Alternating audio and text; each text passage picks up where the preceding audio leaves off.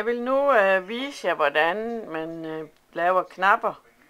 Og vi laver enkeltknapper her, så man skal have den mængde fiber, der skal bruges. Og jeg laver en knap uden noget mønster på. Det kan I vælge at se på de andre film. Og det her, det kan gå hen og blive en ret stor knap. Og det er ret enkelt, fordi I gør den flad. Og er man nu interesseret i at have den rund, så skal man jo lige arbejde med, at den bliver rund. Men som sagt kan den jo også være firkantet. Eller man kan synes, at man gerne vil have en trekantet knap. Og så skal man jo ind og arbejde med det. Så den får en mere trekantet form. Der er rigtig, rigtig mange muligheder her. Jeg går lige tilbage til min runde knap igen.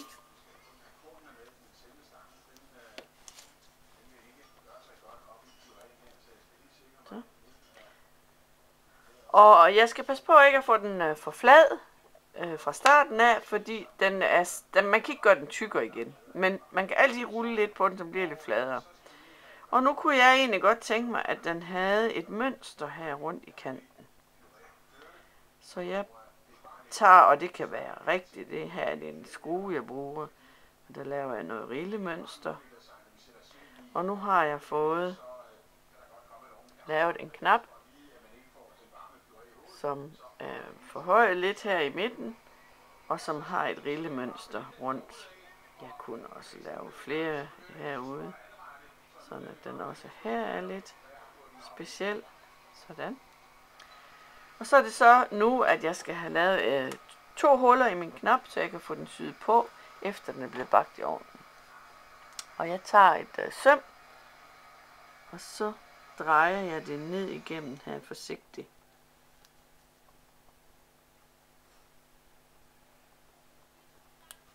Og I kan se, at den ikke kommer ordentligt igennem på den anden side. Så er jeg nødt til at løfte den op her, og få mit søm ud.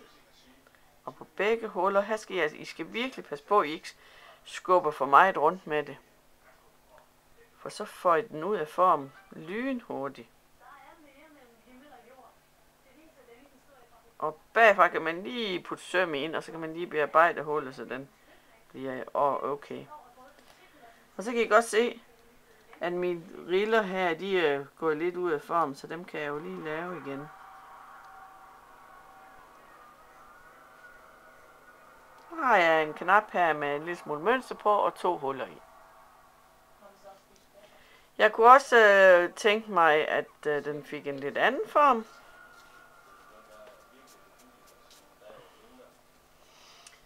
Og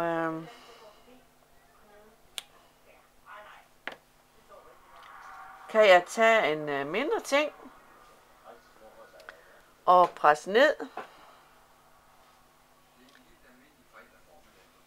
så jeg får højden på, så jeg får en fordybning, og så får jeg simpelthen en kant rundt herude i siden. Jeg kan se, at den er fordybet der. Sådan er der jo mange knapper, der ser ud. Og det er jo, der er jo mulighed for at lave forskellige mønstre, og så skal jeg have lavet mine huller. Og jeg stikker knappen ned. Jeg sætter sømmen ned, undskyld, og så drejer jeg. Det er nemt at se. Og løfter den op og får sømmet igennem. Og drejer. Jeg kan godt se, at det er nemt at bøje med. Så forsigtigt. Og så lige, og så ned igen og lægge her, så den ligger fladt, og man kan rette den til. Så længe at den er blød, så kan man rette til, men pas på ikke at trykke for meget på den. Så har jeg her en knap,